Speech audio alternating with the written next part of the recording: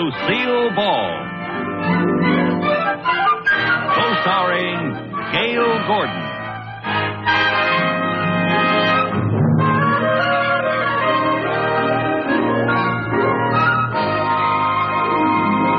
Brought to you by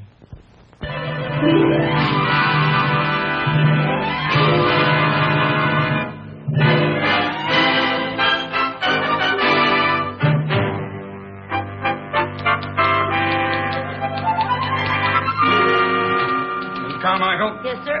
These reports have to be typed and these filed right away. But, Mr. Mooney, it's 6:30 already. Well, thank you, Mrs. Carmichael. I still know how to tell the time. But all this work will take me at least 2 hours. Will I get paid time and a half for overtime? No, you won't get paid anything. But that's not fair. I'll be working later than anybody else. You got here later than anybody else. I had a good excuse for being late this morning. Good? Yes. Believable? No. I'm sorry, Mr. Mooney, for being late, but the smog was so thick I couldn't find the bus. I couldn't. No, get to work, please. Yes, sir. Working overtime for no money. Nobody appreciates anything around here. Oh, yes, they do. Only this morning I called our president, Mr. Cheever, and I told him that my chair was worn out, and he told me that I would get a new chair. Yes, indeed. They reward people around here who use their heads. Then how come your chair wore out in the seat?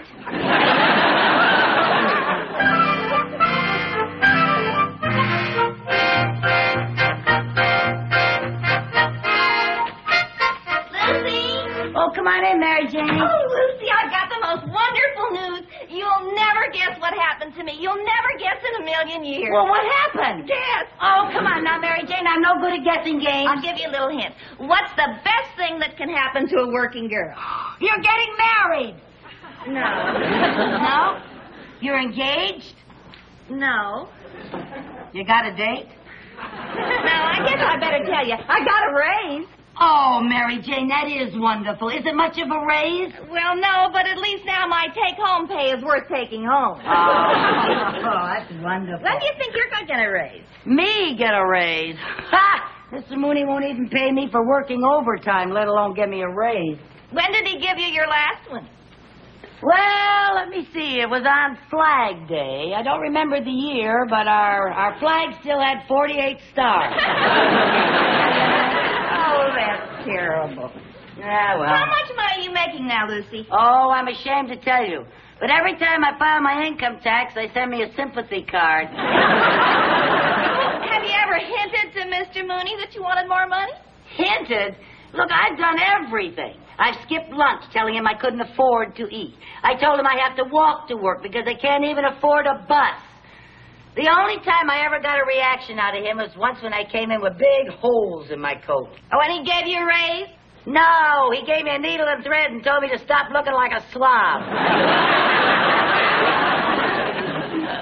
Oh, darn it, I always forget that this plant is artificial. I just don't understand it, Mary Jane. Seems to me that everybody in that bank has gotten a raise except me. Well, I just think you're using the wrong approach.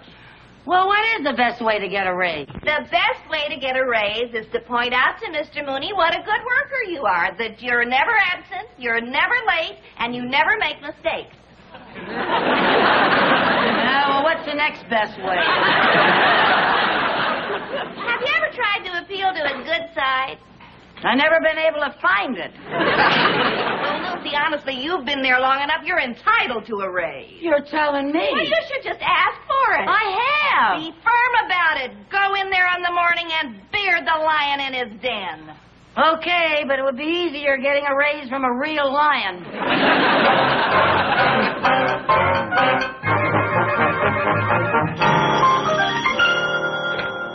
Mooney speaking. Oh, hello, Mr. Cheever. Yes, sir, the new chair arrived, sir.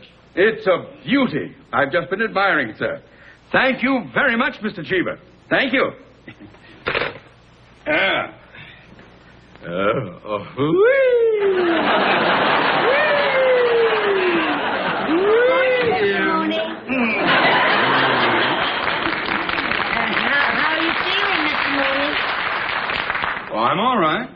how is Mrs. Mooney feeling? She's all right. And how is your... No, you cannot have a raise. How did you know I was going to ask for a raise?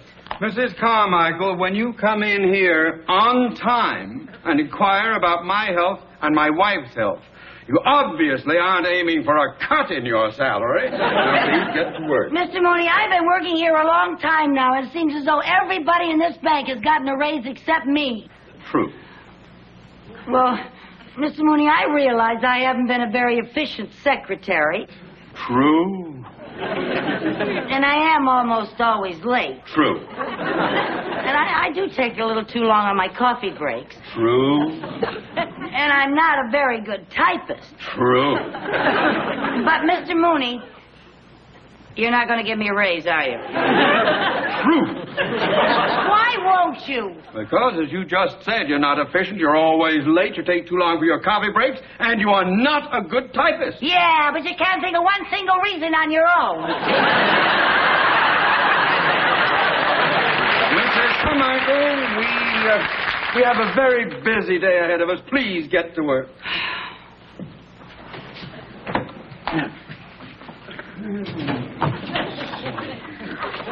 Mr. Mooney. What now? I think you are taking a very unappreciative attitude after all I've done for this bank. Just what have you done for this bank? Well, in what condition was this bank before I came to work for it? It was the third largest financial institution in the city with assets of $300 million and 31 branches. And what condition is it in now? It is the third largest financial institution in the city with assets of $300 million and 31 branches. You see, I haven't heard it one bit.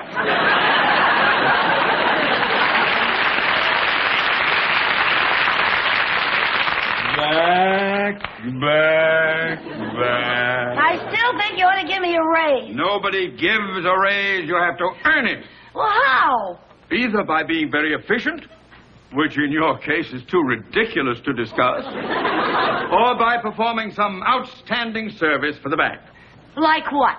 Well, Mr. Cheever gave his secretary an increase because she devised a new system of bookkeeping.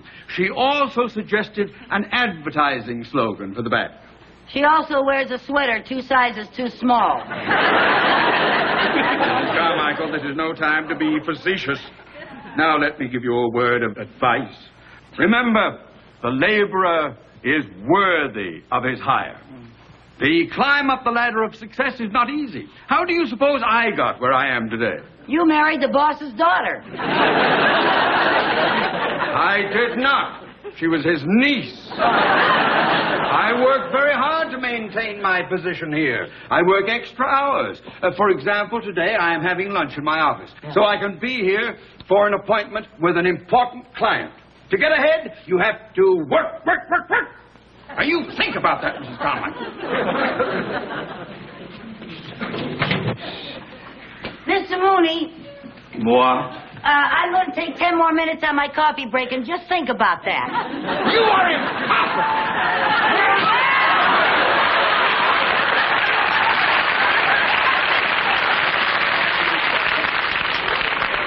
You got your new chair, huh?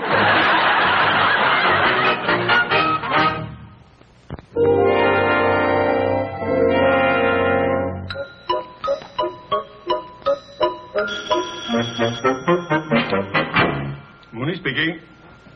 Oh, yes, Mr. Cheever. Yes, I'm expecting Mr. Leonard any time, sir. Well, I know he's a very important client of ours, sir, but I've never met him personally. He did. He produced the Danny Thomas Show, yeah? Dick Van Dyke. Oh, and I Spy.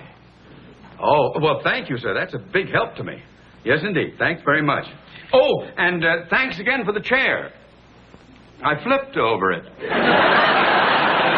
Goodbye.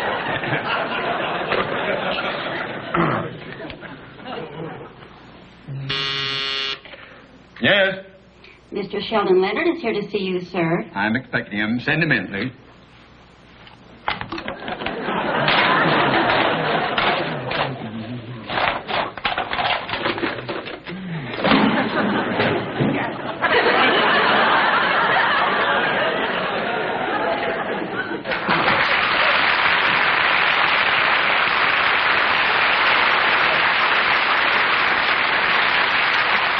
Mr. Leonard. Why, it's so nice to see you, sir. Thank you. Have I interrupted your lunch? No. I had lunch hours ago, sir. Yes. Mr. Leonard, won't you sit down, sir? There you are. Thank you. yourself comfortable. You know, Mr. Leonard, although we've never met, I feel that I've known you for years. I used to go to all those gangster movies you were in. I'm quite a fan of yours. Yes, I made a lot of those gangster movies. Yeah. In fact, I still get bumped off 3 times a night on the Late Late Show. Well, you were so believable as a gangster. Maybe I was too believable. Every time I stepped out of the house, the cops arrested me. Well, now, surely you explained to them who you were. Well, yes, I did, but from force of habit, I'd say it like this. I'd say, all right, get your hands off of me, copper, or you'll wind up in a cement kimona. Well, it must have been quite a loss to your public when you gave up acting to become a producer and director. What public? No. I was one of those actors that people would see on the street and they'd say, hey, look, there goes, what's his name? The face was familiar, but they couldn't remember the name. Well, you have to expect that of people. From my own kids? Yeah. Twice the little finks turned me in for the reward. Well, I must say it was a lucky day for television when you gave up acting and became a producer. Oh, I don't know about that. Oh, yes, it was. It was indeed. Why, anyone who owns a television set today knows the name Sheldon Leonard. Except my kids. They still refer to me as what's his name. Well, I won't forget your name. No, sir. I love those television shows of yours. There's that Danny Thomas show, the Dick Van Dyke, I Spy. That is the most wonderful show. The way you have worked that around so that the... Why, Mr. Leonard, you're blushing. Am I embarrassing you? Well, yes. But please continue. You forgot Andy Griffith's show and Gomer Pyle. Andy Griffith and Gomer Pyle, yes, and I understand that you are currently creating a new series. Well, yes, that's right. We're shooting the pilot now. You're shooting the pilot? That's an expression in television. It means that we're making a test, a sample film, you know. In fact, that's why I'm here to see you. Oh? Yes, we have a scene in which there's a bank holdup. And I think it would be more realistic if we filmed it in an actual bank. So, with your permission, I'd like to film it here. Film it here? Yes. In this bank? Yes.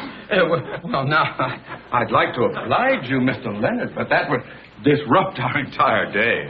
Well, I don't intend doing it during your business hours. No, we'll film it at night after the bank is closed. Well, it's unprecedented and against all regulation. We're bonded and fully insured. Well, I'm afraid not. It's quite out of the question. The screen credit will read Technical Advisor Theodore Mooney. That's Theodore J. Mooney, and when do we start? We want to film it tomorrow night, but I'd like to come in tonight and rehearse the scene with my principal actors, if you don't mind. By all means. And don't you worry about anything going wrong, Mr. Mooney. I'll watch your money as if it were my own. Well, with all the shows you do, most of it is. That's a little joke. I just made that up. Right on the spur of the moment. Maybe you could use it in your... It's not very funny. Is there anything else I can do for you, sir? Well, I would like to familiarize myself with the layout of the bank here. In the words of the trade, I'd like to case the joint. Oh, case the joint. By all means, help yourself. Make yourself go. Oh, I'd better give you a key, Mr. Leonard. Yes. Now, here's the key to the front door of the bank, so you can use that tonight. Ah, thank you. You're welcome. Very much. A great pleasure meeting you.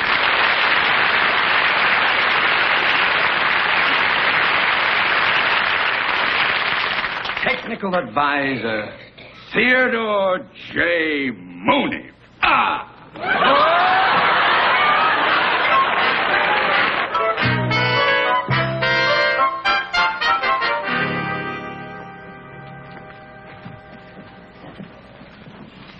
Uh-oh. The bank's kind of busy. Give me your check, Mary Jane. I'll have it cash for you so you won't have to wait in line. Okay, thanks. Would you like the bills in any particular denomination? Well, I'd like it in tens, but it's only for $5. This'll only take a minute. Maggie, when you get a chance. What's the matter? Shh. What's the matter? Shh. The bank is going to be held up. Hold up. How do you know? That man behind us is a gangster. A gangster? Yeah, look. No, don't look. I don't want him to get suspicious. Now you can look. Don't look so long. Susie, how do you know he's a gangster? Shh, because I recognize his face. Just look at him. Don't look. Well, are you sure he's a gangster? Of course I'm sure. Well, he's probably one of the 10 most wanted crooks in the whole country. Doesn't he look like a crook to you? Don't look. You know something? I think I saw his picture in the post office. Boy, he's got a criminal face if I ever saw one. With those beady eyes, that thin, cruel lips, and that low-slung forehead. And look at that receding chin. He hasn't got a receding chin. Shh. He probably had a chin job. We better call the police. Hey, we can't call the police. He hasn't done anything yet. I'm going over and see if I can hear what he's saying.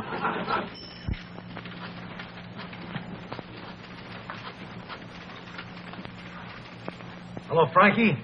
It's all set for the bank tonight. Yep, it's a perfect setup. Have the boys here at 8 o'clock. No, we can't wait. We have to shoot the pilot.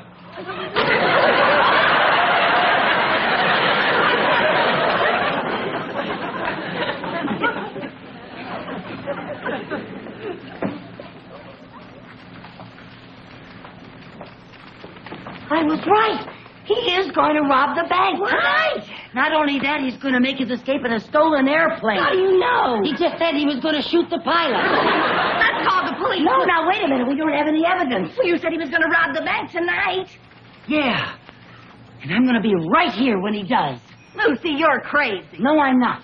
The minute he starts robbing this bank, I'm going to catch him red-handed. You better tell Mr. Mooney. I will not. There's probably a reward out for that crook. Mr. Mooney's the type who would keep it. Besides, this is my chance to do something for the bank so I can earn my raise. There's got to be an easier way to get a raise. Well, there is, but I'm not the type to wear a sweater 2 sizes too small. Now, listen. This is what we're going to do. We? Yes, we. Now, listen.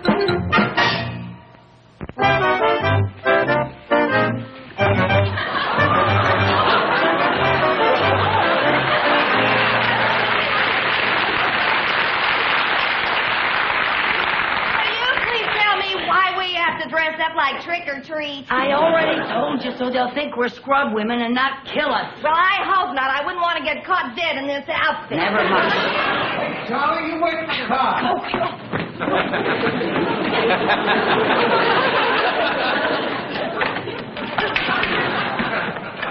Okay, fellas, come on.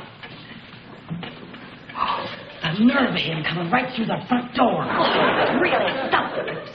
Shh, don't talk. Shh. Listen. Don't talk. Well, you're talking. Let's not talk about not talking. Shh. This is really a setup. It's a perfect setup. Yeah. There's a good place for us to line up people up when we start shooting. Right there. Now remember, this whole thing has got to go like clockwork or we blow the whole bit. Now, Louie, you go back to the cashier's cage and scoop up all the money, right? Go. You get ready to unpack the nitro so you can blow the ball. All right? You stay at the door. Keep an eye on the...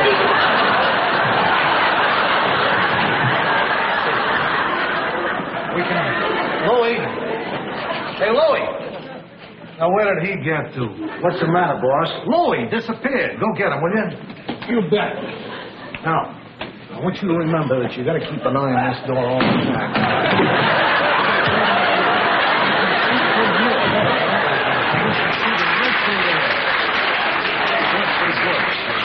Harry! Hey, Harry! Harry, Louie! Where did they get to? Everybody is disappearing here. Go find them, will you? Okay, I'll get him. Bring him on. I got to talk.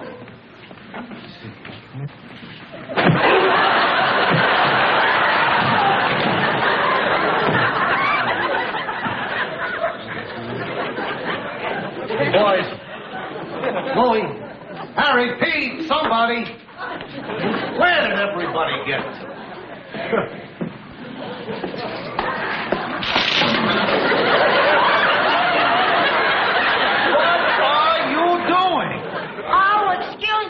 thought we was here alone. No, we wasn't here alone. Ah, did you see some men go back there? Men? Yeah. If there was men back there, you think we'd be out here? I'd better go see for myself.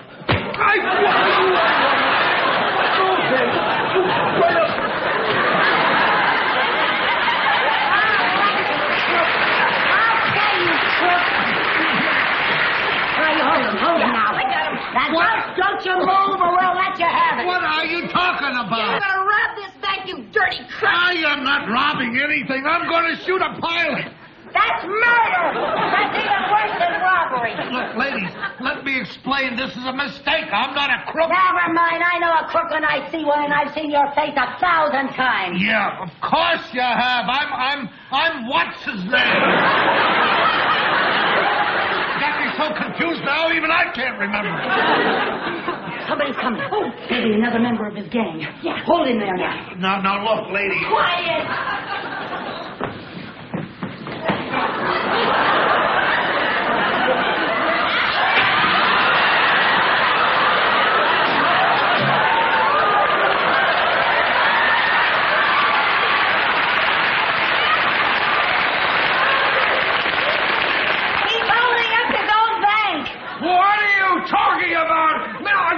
What's going on here? Mr. Mooney, he was robbing your bank! Oh, he's not doing anything of the He's a kind. big crook, boy. Get your hands We off. got him. Come on, get your hands off him. You don't know what you're talking about. Oh, I don't know what you're talking about. Got a whole bunch of men here.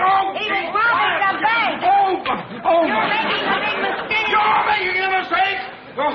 You mean he's not here to rob the bank? Of course not. I'm terribly sorry. Now, what happened? I don't know. All the years I've been in the business, I never had to fight any gangsters as tough as these two broads. Well, who are you? What are you doing here? I'm rehearsing a new television series here. A television series? Yes, he's the well-known actor-producer. Actor? Oh, of course. Oh, I should have recognized you. Why, you're well, whatchamacallhim? What's his name? He's Sheldon Leonard. Hey, Sheldon Leonard. Oh, Mr. Leonard. Oh, I feel so embarrassed. I'm terribly sorry. Come on, Mary Jane, let's get out of here. I'm sorry. Just a moment, you two. Just a moment. I want to know what's going on around here.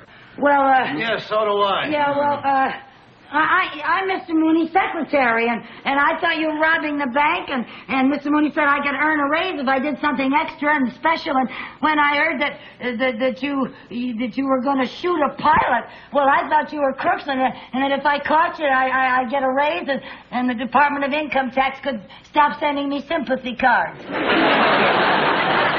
What's he saying? I wouldn't know. I speak 7 languages, but not hers. I'm terribly sorry. Come on, Mary Jane. No, wait a minute. Come back here. Come here. What? You ever done any acting? Acting? Yeah. No, sir. Well, I suddenly got this idea for a new television series. You see, it would be about this kooky red-headed girl, you see, and she works in a bank, and she gets into all sorts of impossible situations, and forget it, nobody would ever believe it.